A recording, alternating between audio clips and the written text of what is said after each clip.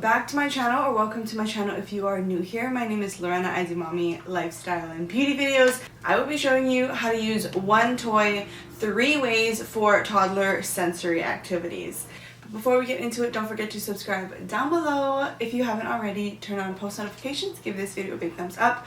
Go ahead and follow me on Instagram, and let's get straight into it. So like I said, today I will be showing you how to use one toy, and it'll make sense when I show it to you, but basically I will be using one purchase from Amazon, but it is like a set, and showing you how to use it 3 different ways for easy sensory activities for your toddler.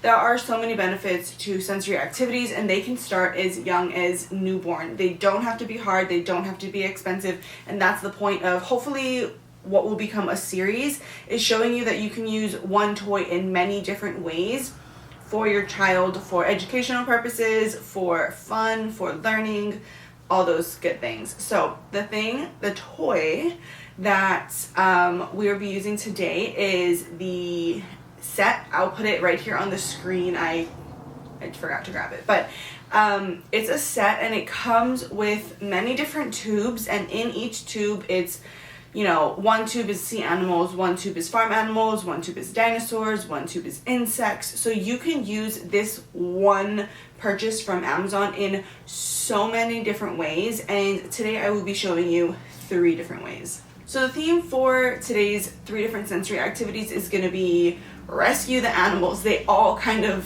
ended up falling into this theme.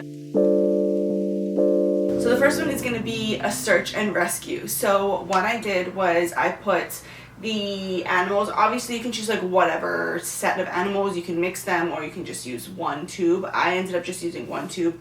So I put them at the bottom of a bin, and then I put a mixture of like rice and oatmeal. And the only reason why it was this mixture is because he had an oatmeal bin and my son had a rice bin, and he ended up mixing the 2, so they're just mixed right now. So I ended up putting the animals under the, you know, little bucket or whatever of oatmeal, dried oatmeal and dried rice, and he had to use a scooper to search for the animals and rescue them. My son is almost 3 years old, so I really wanted to emphasize him using the spoon, because if he used his fingers, it would have been so easy.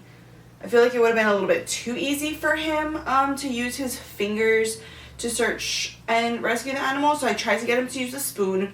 The spoon was a little bit difficult in a way where it's good to scoop the animals, but it was a little bit harder to search in like his opinion. So he ended up wanting tongs, so I ended up giving him tongs, and that made it a little bit easier for him, and he liked that a little bit more. So you may want to include tongs as well as a spoon, but if your child is younger, or just, you know your child best, so if you think it's best for them to just use their hands, that's perfectly great as well. So the next one is going to be rescue the animal. So what I did was I just took a baking tray, but you can do honestly whatever you want. You can do a plate, you can do just the table, it really doesn't matter. You basically just need a flat surface that tape will stick to. I used washi tape, but in the future I think I'm gonna use either a stronger, better quality washi tape, or I'm gonna get painter's tape or masking tape, because this was a little bit too easy for my son. So I asked him to peel the tape off versus ripping the animal off, because if you just rip the animal off, it's very easy. But I wanted him to use, you know, like extreme fine motor skills to rip the tape off. And again, like I said, my washi tape was kind of weak. So in the future, I would be using a different type of tape. So if you just want to start off using a different type of tape, these sensory activities are great because you can alter them to cater to your child at whatever age they are. They could even be like 6 months old when they're starting, you know, to like just grasp things. You could do this with them too, and just do one piece of tape. You can really kind of like customize this activity for your child of any age, I believe. Noah did like this one. This was probably his second favorite. He asked to continue to do more after this, so I definitely need to go get some painter's tape. So the last one, and this was Noah's favorite. He played with this one for over 30 minutes. He would have continued if I didn't tell him that we had to take a break and take a nap. So this one is going to be another rescue the animals, and this one, I agree with Noah, was the most fun. I ended up sitting with him and playing with him as well. So what I did was I took these like ice pop molds that you use to like make homemade popsicles, and I stuck a dinosaur in each one, and I put water in it and I froze it. Very simple. You don't need these fancy ice cube trays. If you don't have like ice cube trays that fit the animal, you can literally just use like a Tupperware bowl or just a regular bowl and put the animal in there and freeze it. Like it does not have to be that serious. You use whatever you have around the house. You can use a cup, a plastic cup, whatever you have. Just put the animal in there with the ice, and then once it's fully frozen, I put it in actually put it in one of these bins.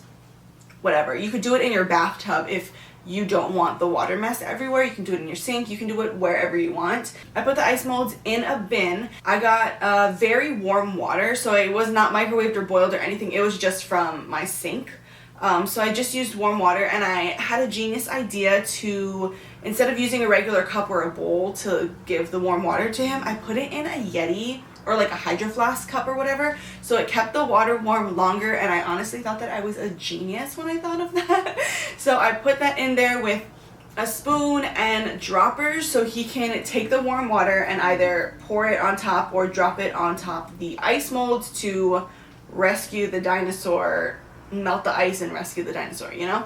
So he loved it. It was great because I think he had 4 different ice molds, and it took a while for them to melt, so the activity lasted a long time, and he loved it. I ended up having to like refill the warm water like 2 times because the ice was really frozen, obviously.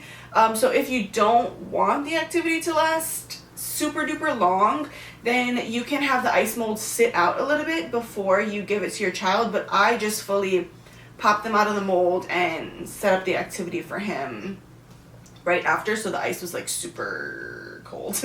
But that was Noah's favorite. I am gonna prep more of that for him because he really loved it, and that's the cool thing with these sensory activities is that you can do it once and see what your child loves, or you can see what your child kind of has a little bit of a difficulty with, and you know, every once in a while do those to help improve their fine motor skills or whatever it is, hand-eye coordination, you know, that kind of stuff. It's great to figure out like what your child enjoys, but also figure out what your child may need some, you know, more support or assistance with, and you can work on those things, but in a fun environment. You're not sitting there like making him learn how to use a dropper. You're doing an activity where it benefits him to learn how to use a dropper. So at this age, toddlers, you know, babies, they learn through play. So it doesn't have to be super serious. It doesn't have to be super, you know, like you're sitting in school and they have to just sit and pay attention.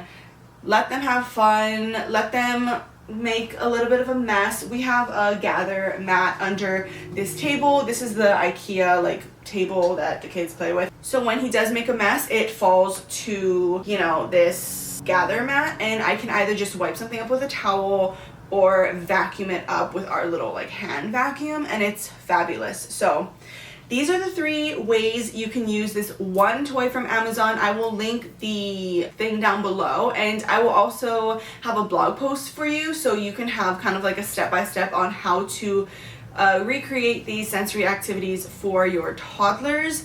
Let me know if you want me to make this a series. I feel like I could have so many more uses for this specific toy, but then I can also find other toys and other activities to use 3 different ways. So let me know if you guys want to see more of this. Thank you so much for watching. Let me know if you guys have any questions down below, but that's gonna be it for today. I hope you have fun. If you do these, take a photo or video and tag me on Instagram. I would love to see it. I'll put my Instagram right here. But that's gonna be it. I will see you in next week Wednesday's video. Don't forget to subscribe down below, turn on post notifications, give this video a big thumbs up, and I'll see you next week. Love you. Bye.